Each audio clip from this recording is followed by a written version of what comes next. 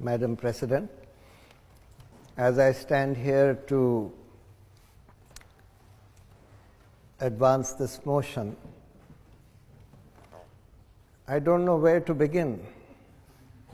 Where to begin to talk about the havoc that the Modi government has wrought to India. Should I start with the economy, which he has wrecked with his absolutely ridiculous, unthought out policies like demonetization? I could name many others. I was asked facts. Now, this is another unique thing that the Modi government has given us. It has destroyed all institutions whose job is to find out the facts.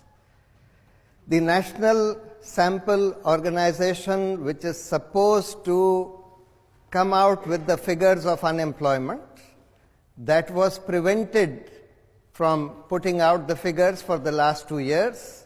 When finally the figures which they had collected leaked out, which showed that far from creating jobs, he had actually destroyed more than 1 crore jobs in the last 1 year alone, that is more than 10 million jobs in the last 1 year alone, then the heads of the statistical organizations which were responsible for creating these figures, they were attacked by the government and they had to resign.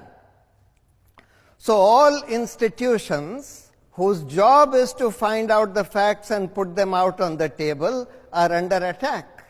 And then we are told to rely only on propaganda.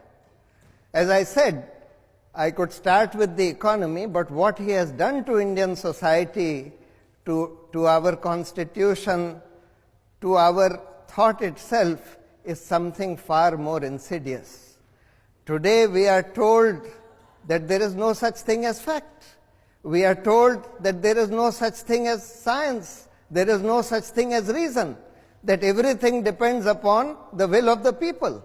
If the people say that black is white, then black is indeed white. This is what we are being told. If the people say that in ancient India, as Modi said, we had developed plastic surgery and Lord Ganesha's trunk was a fine art of plastic surgery in the past, or as he said, that Karn from Mahabharat, from this ancient epic Mahabharat, was born as a test tube baby. He was an example of in vitro fertilization. Or as he said, that clouds do not allow the radar to see the planes, and therefore I asked the Air Force, against their wishes, to go and strike Balakot when the weather was unfavorable, etc. I mean, do we just disregard reason, critical thinking? Do we just disregard facts merely because we have been told to believe certain facts or certain fiction because of the propaganda that has been spread?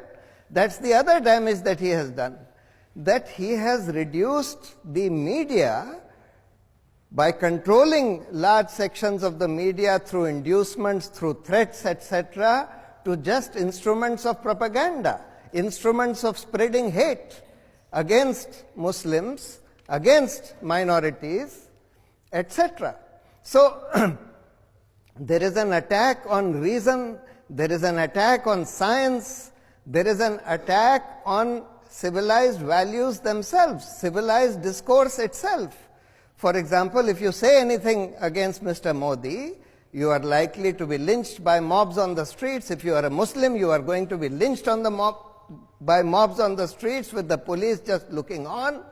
If you say something even on the social media against Mr. Modi, you are going to be lynched on the social media by being given threats of rape, or if you are a woman, threats of rape, otherwise threats of being killed, etc. And this whole social media lynch mob, as I call it, is controlled by no other person than Mr. Modi himself. You only have to read a book called I Am a Troll, written by one of India's finest journalists, Swati Chaturvedi, to find out that this whole social media lynch mob, whose job is to spread fake news, false information, hate, and to abuse its opponents, is controlled by Mr. Modi himself, who on a daily basis gives instructions who is to be attacked today, who is to be trolled today, etc. And it's an attack on all institutions of governance, all institutions of democracy. We have never had a situation where 4 senior judges of the Supreme Court addressed a press conference saying that this government has put democracy in danger by controlling the Chief Justice, who is using his power as master of roster in order to decide critical cases, assign critical cases to particular favored benches, etc. The Election Commission, for the last 30 years, the Election Commission was thought to be independent. Today, for the first time after 30 years, we are seeing that the Election Commission is condoning gross violations of the Code of Conduct by the Prime Minister and the leader of the Bharatiya Janata Party. The Comptroller and Auditor General gave a report on this Rafale aircraft deal, defense deal scam recently, which was predicted 3 months in advance by the government. 3 months before this report was given, the government told the Supreme Court in a sealed cover, in a note given in a sealed cover, which was reproduced by the court in its judgment, that this report had been given, that it had been placed in Parliament, it had been put out in the public domain, and the pricing details had been removed. Later, when if everybody pointed out that there is no such report, then the government filed an application saying that no, we meant will be given, will be placed in Parliament, will be put out in public domain. But how did they know that the report would redact the pricing details? It has never happened earlier in the last 70 years of the Comptroller and Auditor General auditing hundreds of defense deals. In not one defense deal has the pricing details been redacted.